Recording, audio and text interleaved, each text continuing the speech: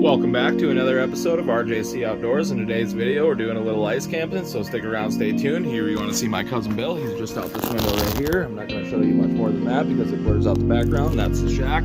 So stick around, stay tuned. Let's see what we get to do. In today's video, we're going to be talking about my ice camp setup and explaining why I chose this setup. And let's just go ahead and jump right into it. We got the Otter Resort. This is the old version. It does not have the easy access walk-through doors. I think in the new version it has one of that style door and then one that is a easy access walk-through door where it just opens all the way down to the ice. Those are pretty convenient, actually. But this is not that version. It's quite a bit cheaper now than what I purchased it for. I think I got it for like $650 and now they're like $550. But yeah, this is the Otter Resort hub. I've got some Otter lights that go along with it. I got an Otter chair even. Oh my gosh. But yeah, we've got the cot set up. I got a 0-degree sleeping bag so I can turn my heater down to low or medium. Like tonight, it is 5 degrees outside, so turning it to medium so I can get into that 0-degree bag and let that thing do its magic. Then we have the puzzle piece floor, which is only covering half the shack, a little bit more than half the shack. Get down on your knees and fight a fish. You can barefoot it. You can barefoot it if you want to. But yeah, I normally don't have that sitting there.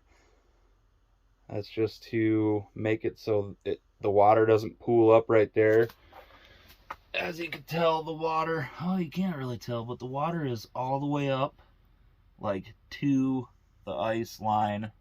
This ain't even really ice, this is just packed snow. Had to pack my footprint of my shack before setting up the shack, because once you drill a hole, water comes up through the ice, and it's about 5-6 inches of standing water on top of the ice after you dug out your footprint. So I pre-packed it down, walked around on it, then I set up the shack on it, drilled holes in it, and yeah, started fishing her this time around anyhow. That's just because of how deep the snow is out here on the lake. See if I can peek out the door here and show you the ruts from the four-wheelers that have came out. Can't really see. Yeah, there's some ruts there, but it gets deep.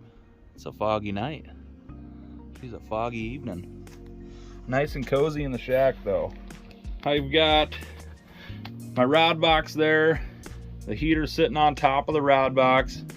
Never had an issue with melting with the heater sitting on top of the rod box. Also, I like to run my graph sitting on top of the rod box and position my holes just right in front of the rod box. And that's mainly because I have the lights built into the rod box so they shine on my holes in the middle of the night, and I don't have to run the shack lights. Also, this is a box I made. It's a power rod box. It's got a voltmeter on it. Here we go. Got a voltmeter on it and buttons to turn things on and off. And I have banana jacks for the shack lights. Again, I have a button to turn that on and off. Got garbage sitting in the back there, but I'll be throwing that in a bag and taking it back to shore with me. Got the cooler up in here. She's pretty cool inside of it, and pretty warm inside the shack. So I might need to eventually throw that cooler outside just so the contents inside do not start to thaw out really quick, which is sausage for the morning, fish for tomorrow's lunch. Oh yeah, we've got my coat and my bibs up in the netting. My auger just stacked in the corner there, right by the fish that I caught earlier. Actually, that crappie just bit an iFish Pro not too long ago. But yeah, caught a few fish out here so far. It's been kind of slow, that's why I figured I'd show you guys the ice camp setup. Let me step back a little bit and show you the layout. There she is. Can you see that piece of floor missing there? Because that's under my feet. So the heater kicks out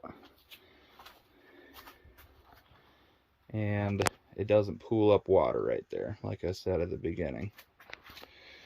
Yeah, I don't know. Pretty quick video. There's nothing really a whole lot to touch on. I usually like to run a fan, hanging it up just above the heater over here, and then at a downward angle it blows the heat from up there, because that's where heat goes. It rises, it blows it down, and just kind of circulates, and the whole shack will stay one temperature. Got a CO2 detector, carbon monoxide detector to save my life. It'll start beeping at me in the middle of the night if she starts detecting stuff. But for right now, she's staying at 0. That means we're good. Also, to cook, I had a buddy make me a plate that I put on the front of my heater, just like so. And I cook burgers and fish tomorrow, whatever, what have you, whatnot, and what have yous on it. Oh, I can't see. Maybe if I look at it, I can see. And yeah, when you're not using it, just put her back like that. Pretty convenient. I usually bring the chair to start and 2 floor mats, 2 of these mats to start. I fish the day out, and then just before nightfall, I got a solid mark coming in suspended. What is that? What is that? Oh, dang.